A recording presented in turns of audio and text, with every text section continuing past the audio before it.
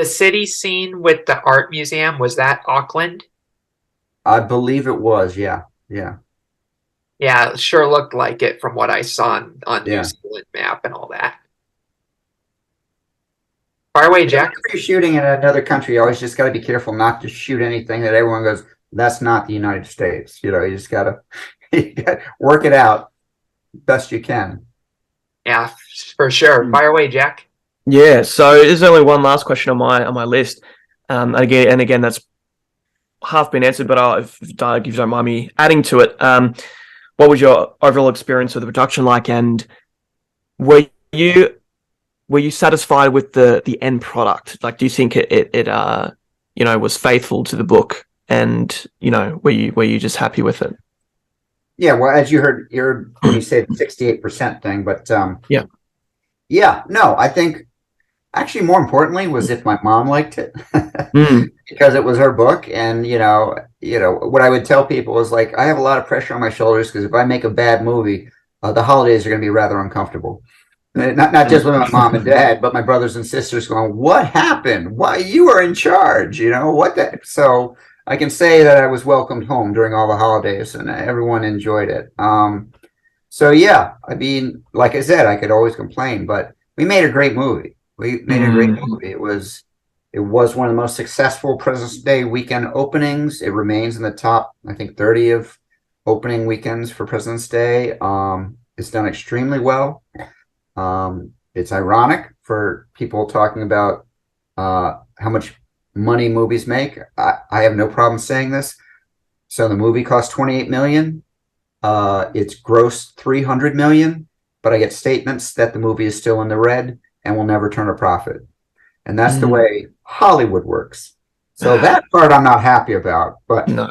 you can only do what you can do, right? So Yeah. it's like okay, well, it is what it is, but you know, I did make a couple dollars on it, and I made a very good movie, so I'm good Yeah, with it. you did. Amazing. No, no, seriously. One of my favorite childhood movies because I grew up with this.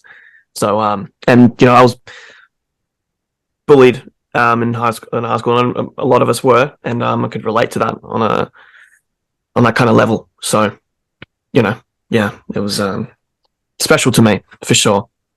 And I Yeah. was a victim of bullying too in Mm, both high school and elementary school, mm, but I overcame it and I could relate a lot to this movie. mm, Yeah, mm. you know, I would love to say you get older and the bullying goes away. It doesn't, but you certainly, as an adult, can understand what you went through as a child and understand the environment that you are as an adult, and there's ways to address and deal with it as opposed to feeling completely helpless, when you're a kid. But I said, bullies from eighth grade are bullies at 80. It's just the way it is, and Yeah. so, but again, there's good people out there, and you just associate with good people. Mm, Yeah. Yeah. Just recently, I was talking to a guy at a film festival, and he was being a massive jerk to me.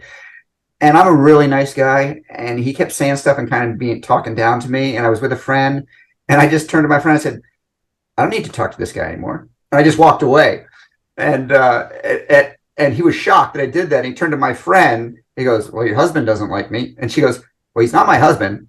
I don't like you either." And she walked away. And it was like, we can do that, right? It's not like we have biology with this guy in 20 minutes or stuff like that. So, and I've actually recently just started doing that. I'll talk to people. I wouldn't always just say it to their face, but if I'm talking to them and they're really being a jerk, I'm just like, I can walk away. It's like, I don't need to waste any more air or have them steal air from me. I just walk away. mm. Oh. Yeah, for sure. So this is the last question we have for this interview, but how do you think your story with Bridge to Terabithia can impact others in the future and currently?